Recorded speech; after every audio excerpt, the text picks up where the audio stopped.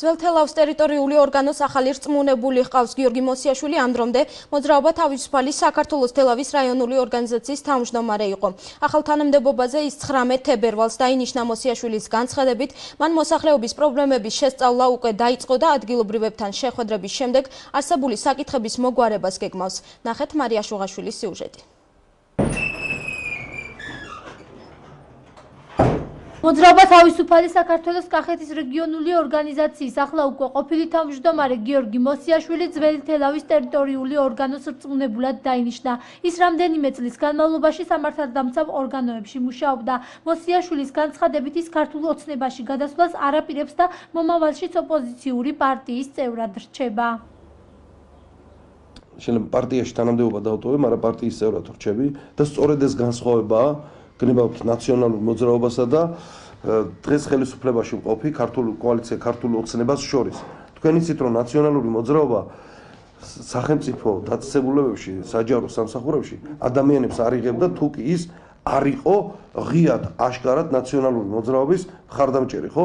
ვერ მეტყვით თქვენ ერთ პრეცედენტსაც კი, მაგალითად გნებავთ თელავის გამგეობაში, გნებავთ სხვა ნებისმიერ საჯარო დაწესებულებაში ემუშავა ადამიანს, რომელსაც ჰქონდა თქვა განსხვავებული პოლიტიკური შეხედულება. მით უფრო სხვა პოლიტიკურ ორგანიზაციაში ადგილობრივმა მოსახლეობამ ახალი რწმუნებულის დანიშვნის შესახებ ახალი ამბების ჟურნალისტებისგან შეიტყო.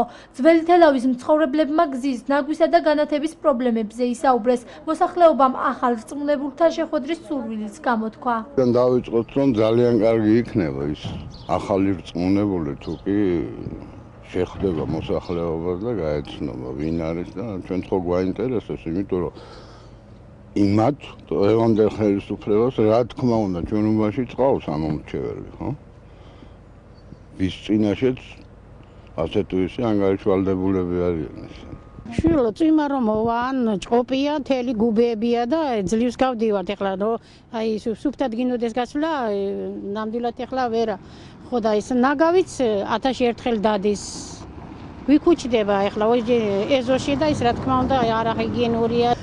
რეაბილიტაციასთან დაკავშირებით ეს გაათხარეს, კარგად იცით თქვენც უკეთესად ჩემზე, რომ დატოვეს ესე. პატარა წვიმა და ესე ატალა ხდება, გუბეებია ესე რომ ვერ გაივლის, საშინელება.